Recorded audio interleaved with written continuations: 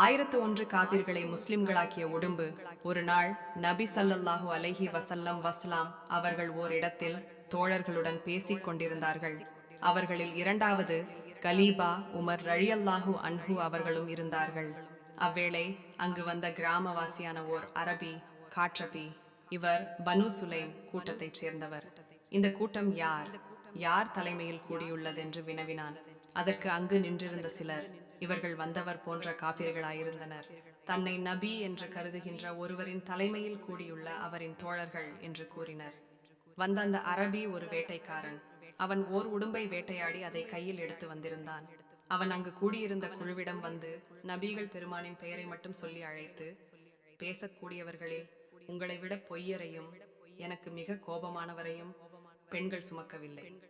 என்னுடைய சமூகத்தவர்கள் எனக்கு அவசரக்காரன் என்று பெயர் வைக்கவில்லை, ஆனால் உங்கள் மீது விரைவாக செயற்பட்டு கொலை செய்திருப்பேன். உங்களை கொலை செய்வதன் மூலம் அனைத்து மனிதர்களையும் சந்தோஷப்படுத்தியும் இருப்பேன் என்று சொன்னான். இதை கேட்ட அங்கிருந்த வீரர் உமர் ரலியல்லாஹு அன்ஹு அவர்கள், அல்லாஹ்வின் திருத்தூதரே, நான் இவனை கொல்வதற்கு அனுமதி தாருங்கள் என்றார்கள். நபி பெருமான் அலைஹிஸ்ஸலாத்து வஸலாம் அனுமதி வழங்காமல் பின்வருமாறு கூறினார்கள்.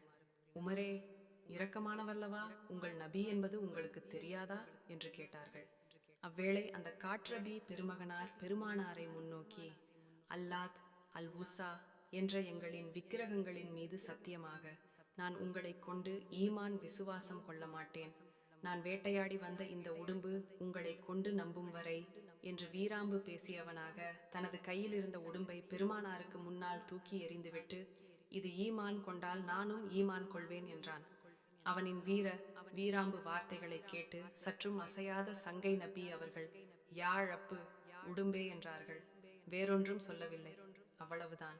அரபு மொழியிலோ எந்த மொழியிலோ ஒரு சொல் கூட பேசத் தெரியாத அந்த உடும்பு சரமாரியாகவும் அழுத்தம் திருத்தமாகவும் நாகரிக மொழியிலும் அங்கு கூடியிருந்த அனைவரும் விளங்கும் பாணியில் பேசத் தொடங்கியது. அல்லாஹ்வின் திருத்தூதரே, உங்களுக்கு அடிபணிந்தேன், தலை சாய்த்தேன் என்றது. நீ எதை வணங்குகிறாய் என்று பெருமானார் கேட்டார்கள்.